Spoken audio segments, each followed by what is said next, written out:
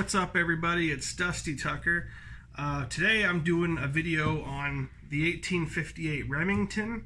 When I got this sucker, that hammer spring was super freaking intense. Like, you had to be freaking Hickok or He-Man to cock it. Like, it was just absolutely ridiculous. So this video is going to be on tuning that hammer spring, and it's going to be pretty simple. You're going to need a few things. I would use a Dremel. I know some of you are going to say, oh wow, a Dremel, like, why don't you just use a file or a piece of sandpaper? If you have an old one like this one, once you take the grips off of it, you're going to notice how beefy that, it's like a leaf spring on a pickup truck. That thing is retarded. So I use a Dremel, and it took a while with a Dremel to even get enough material off to get it to where I could cock it comfortably with one hand and not struggle with it so much. So let's go ahead and disassemble the grip on this sucker. Alright, so this is the best angle I can get for you guys with my little camera tripod thing, or phone tripod thing that I have. So we have a two-piece grip here. We need to take this screw out. Make sure that you have hollow ground screwdriver bits, you guys. I cannot stress that enough. You don't want to mar your screws. So my hand was in the way, sorry.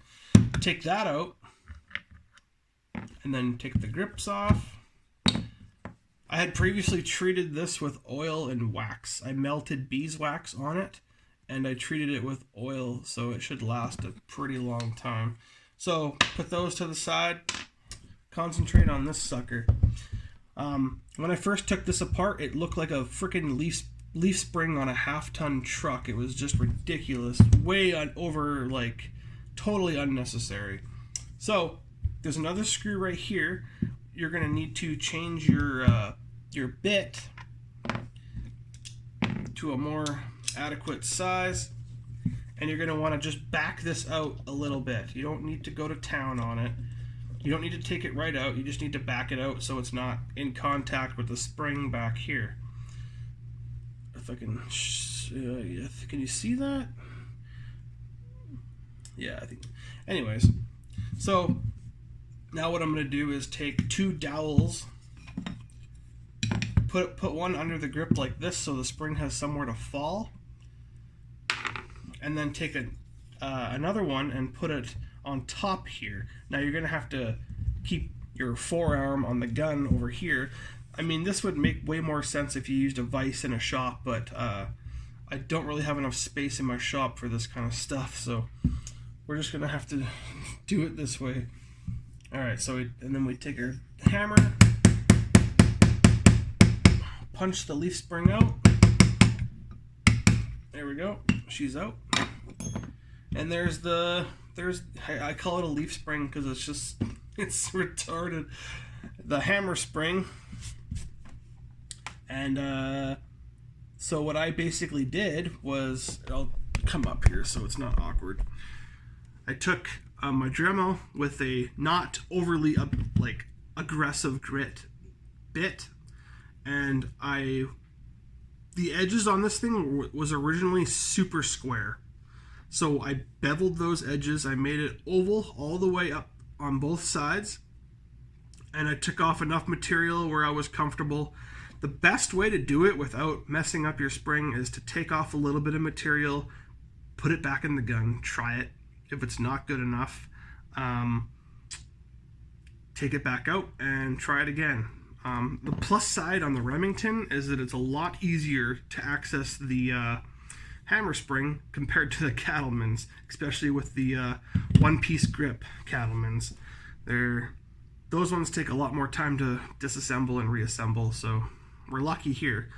But yeah, so basically I just rounded all the edges with the Dremel bit, and then took off the material just in here and here, where the bend kind of goes. I didn't take any off here. The only thing I did was polish it so it wasn't ugly. And yeah, no, that's all you gotta do is to keep going off, taking off material on either side, I would suggest having a little container of water with you, because this is heat treated steel, spring steel. So don't get it too hot. You might ruin the, So what you do is you get it warm, you dump it in cold water for a little bit, take it out, go again with your Dremel, and then dunk it. Keep dunking it every like 15-20 seconds, and then that way it stays cool and you don't ruin it. So, and then after I grinded it all down, when I was comfortable with it, I put it back in the gun. You test it, and then it works. Then I just polished the entire thing with a Brasso and a polish bit on my Dremel, especially the part where the ball of the back of the hammer rolls on. This little bit, you can see that little indentation from where it's happening. It's hard to show you guys. You can see that little indentation where the ball's been rolling on from the back of the hammer. I polished the crap out of that so it wasn't so rough, and it helped a little bit. I noticed a difference there. Anyways, so once you're comfortable with it and you like you don't want to take too much off, otherwise, because this is a percussion gun, you want back pressure for those caps to go off. So you don't want to take too much material off. So we're going to put this back in now. I'll change angles. Before we do that, I'm actually going to take a Q-tip with a little bit of oil on it, and I'm going to coat that spring in oil before I reassemble it. That way, when it's in the gun, it doesn't rust, and it keeps... if any fouling is going to get back there, which I highly doubt, because when I took this apart, there was absolutely no fouling on it. But I just like to keep things clean and oiled. So I'm just going to go ahead and oil this spring up before I reinsert it. Okay, so back to this view. You have to, you can see the back of the hammer inside of here. I don't know if you can see it, but... there you go, now you can see it. This little ball piece that's attached to the back of the hammer, that's what actually rolls on the spring. So you want to make sure that your hammer's down. You have to get the tip of this inside underneath of that little ball part. It's really hard to show this, you guys. I apologize for the poor angle. But you just want to make sure that's lined up for that. And then you can put it on the table. Again, bad camera angle, I'm sorry. And then you see how this has to line up into that notch. So make sure that this is in there. I took enough material off for the spring now that I can just do this by hand. I used to have to do it with a not pliers, but a clamp. Anyways, so, and then you just kind of want to line this up once it's under there. And this is really hard to show you guys. I apologize. Oh, come on now. Come on. There we go. So there she is. She's back in place. I'm just going to center it. Make sure that it's good. And once you got it centered, go ahead and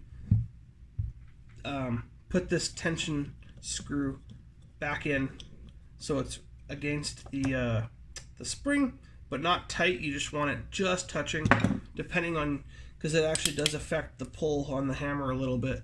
But there you go. So now you can put those wood grips back on. I shouldn't have to show that because it's pretty self-explanatory. One screw.